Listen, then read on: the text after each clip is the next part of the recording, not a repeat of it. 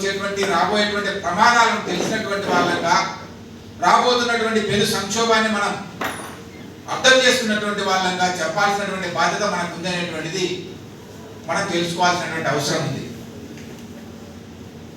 ఇందాక కూడా మన పెద్దలు చెప్పినారు, చాలా మంది ఈ మధ్య కాలంలో సోషల్ మీడియాలో మన ఉద్యోగులకు సంబంధించినటువంటి వాళ్ళు కానీ కార్మికులకు సంబంధించినటువంటి వాళ్ళ కామెంట్లు చూస్తూ ఉంటారు. ప్రభుత్వ రంగం పోతే పోనివ్వండి, రిజర్వేషన్లు అనేటువంటి పోతాయి కదా, ఒక అవగాహన లేనటువంటి ఒక వ్యక్తి కొంతమంది చేసేటువంటి ఒక మూర్ఖపు వాదన. రిజర్వేషన్లు పోవాలంటే ప్రభుత్వ రంగం ఉండకూడదు. మరో కొంతమంది ఏంటంటే మమ్మల్ని పర్మనెంట్ చేయనప్పుడు ఈ సంస్థలు ఉంటే పోతేమని కొంతమంది కాంట్రాక్ట్ కార్మికుల వాదన.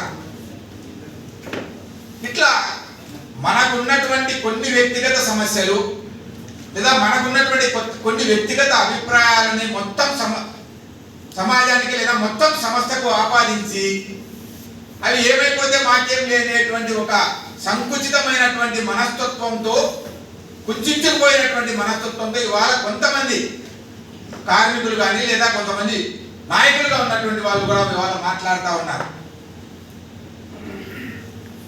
అలాంటి వాటిని తిప్పికొట్టడం, మొత్తం ఈ విద్యుత్ సమస్యలు అనేటువంటి ఏ ప్రైవేటు వ్యక్తుల్లోకి వెళ్ళిపోతే పర్మనెంట్ చేయాలనే డిమాండ్ ఉండదు, నా జీతం పెంచాలనేటువంటి డిమాండ్ ఉండదు. ఇవన్నీ పక్కపై కనీసం ఉద్యోగ భద్రత, నన్ను ఉద్యోగంలో పెట్టుకోండి, మీకు తోచినంత జీతం ఇవ్వండి అని మనం ప్రైవేటు వ్యక్తుల ముందర దేవుడించాల్సినటువంటి పరిస్థితి అనేటువంటిది వస్తుంది. అలాంటి ప్రమాదాన్ని మనం తెచ్చుకోకుండా ఉండాలంటే ఈ సంస్థలు మనం కాపాడుకోవాలి. ఈ ప్రభుత్వ రంగ సంస్థలు ఉన్నప్పుడు మాత్రమే మనకు ఉద్యోగం ఉంటుంది. ఈ ప్రభుత్వ రంగ సంస్థలు ఉన్నప్పుడు మాత్రమే మనం జీతాలు పెంచమని కొట్లాడేటువంటి హక్కు ఉంటుంది, లేకపోతే మనం రెగ్యులరైజ్ చేయాలనేటువంటి డిమాండ్ చేసేటువంటి హక్కు ఉంటుంది, కార్మిక చట్టాలను అమలు చేయాలనేటువంటి హక్కు అనేటువంటిది ఉంటుంది, 8 గంటలు మేము పనిచేస్తామనేటువంటి హక్కు అనేటువంటిది ఉంటుంది. 7వ తారీఖున మాకు వేతనం ఇవ్వాలని కాంట్రాక్ట్ కార్మికులు అడగడానికైనా, లేదా 1వ తారీఖు జీతం ఇవ్వండి అని చెప్పేసి పర్మనెంట్ ఉద్యోగులు అడగడానికైనా ఒక రైట్ అనేటువంటిది ఉంటుంది.